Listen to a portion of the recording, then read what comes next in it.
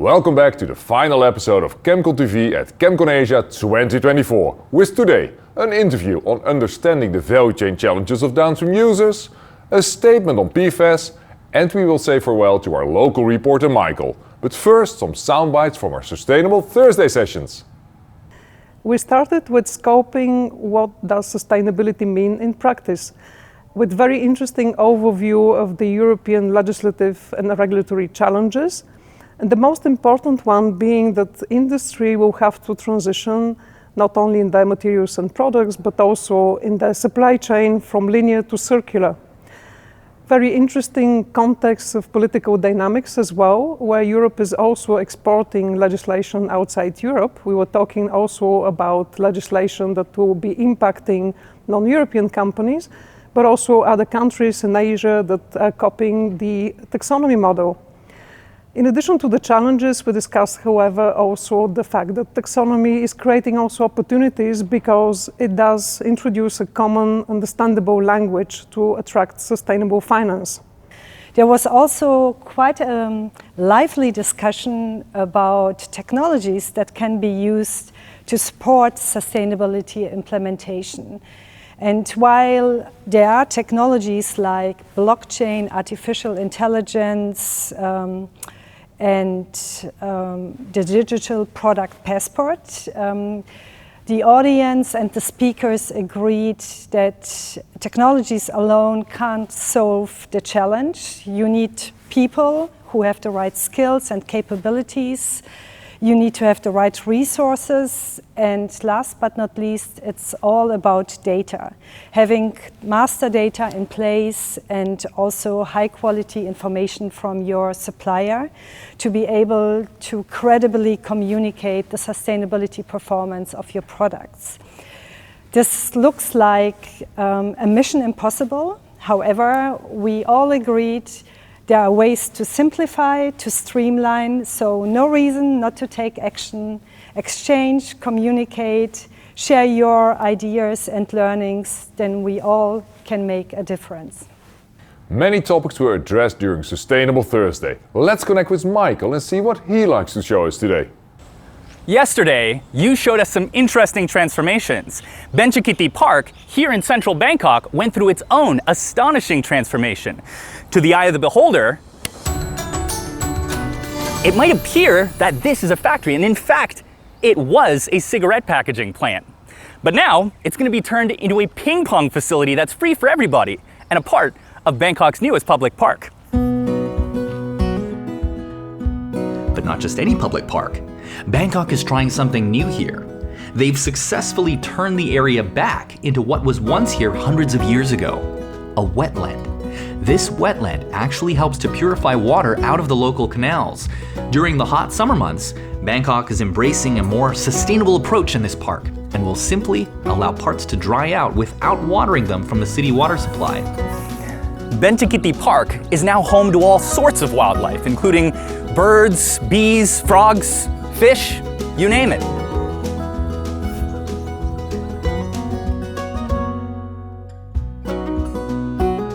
If you're really lucky, you might see one of those. That's a giant monitor lizard. They grow up to about 2 meters long.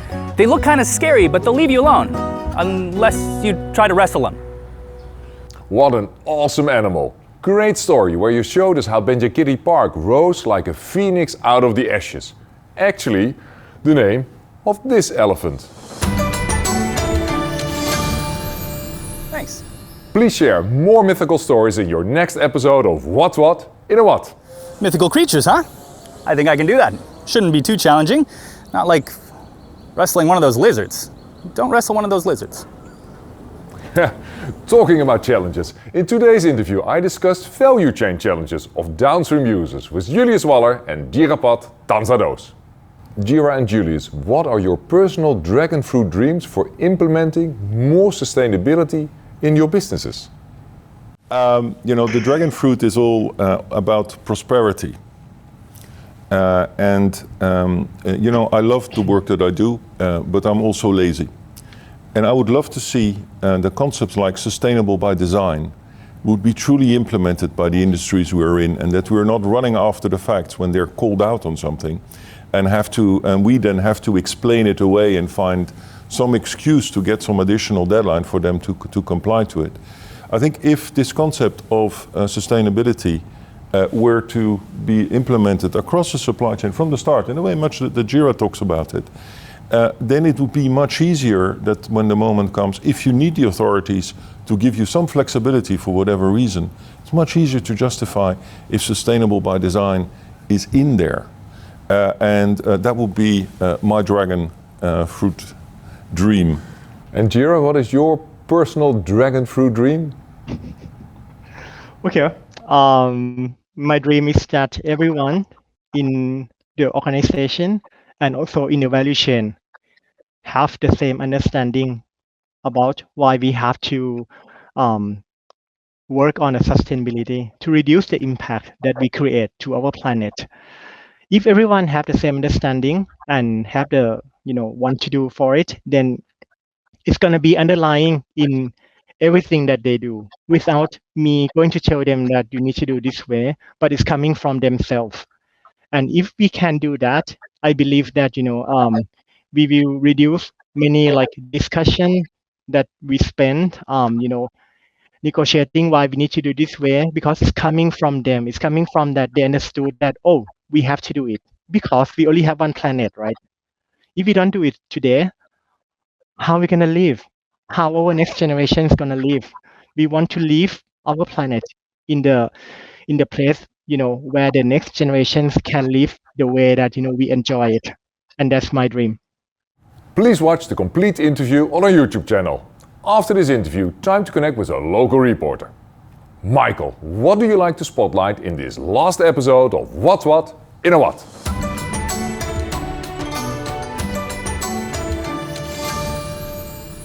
Today, we'll be talking about mythical creatures, like the phoenix. Many of Thailand's mythical animals trace their origins back to the Ramayana, the ancient Sanskrit epic written over 2,500 years ago. It tells the tale of Rama, Prince of Ayodhya, his 14-year exile in the forest, and his revenge against Ravana or Tosakan, the 20-headed giant king who steals away his wife Sita. These giants are often depicted as imposing stone statues in Thai temples, and the Ramayana story is very prevalent in Thai traditional dances. It's also common to see paintings of the Ramayana throughout temples.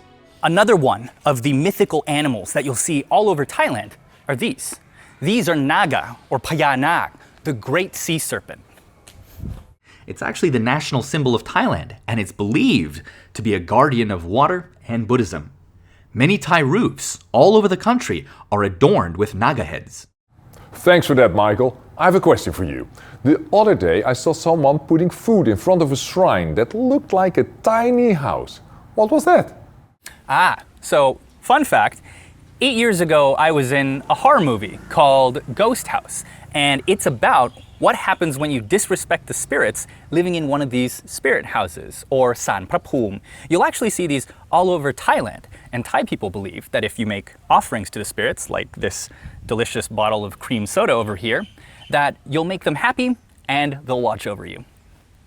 Michael, thanks for your story on little house shrines and mythical animals. Here it's time to go to a statement on a mythical substance group, PFAS, with Angélo Blanken from Royal HaskoningDHV. Angélo, welcome. Thank you, Chid. Angélo, why should industry keep a close eye on upcoming PFAS restrictions across the globe? Well, with cases of contaminated soil, water, and even food products with PFAS popping up all around the globe, it's safe to say that PFAS are causing havoc.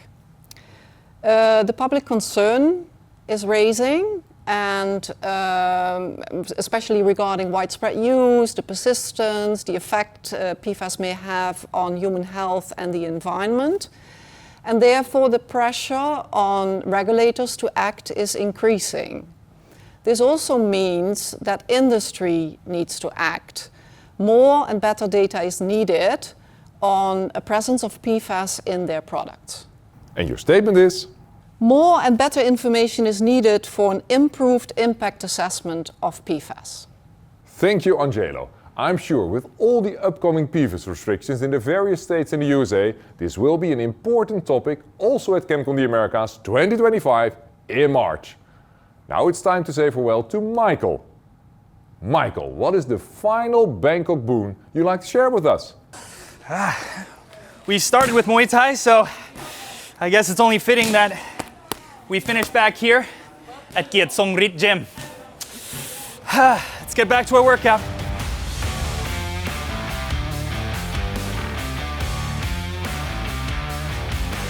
You know what? It's way more fun to work out together. So why don't you come on down and join me this time?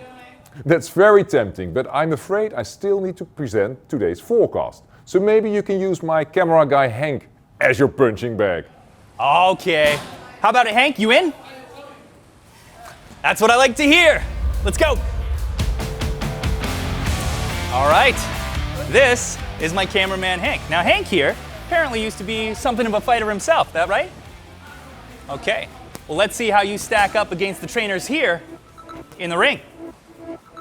Ooh. Go!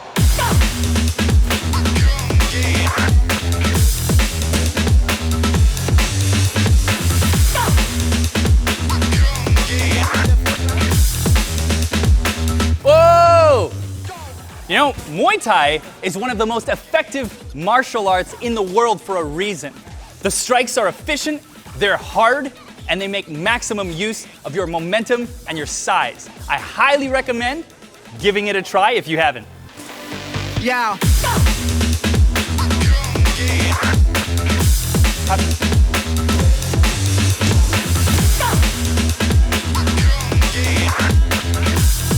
Whoa, whoa, whoa, whoa. All right, stop. All right, we want to protect our camera guy. Make sure he doesn't get hurt too bad. เป็นไงบ้างครับ เขาเล่นโอเคไหม โอเคเลยครับ He says you did a good job. Well done, Henk.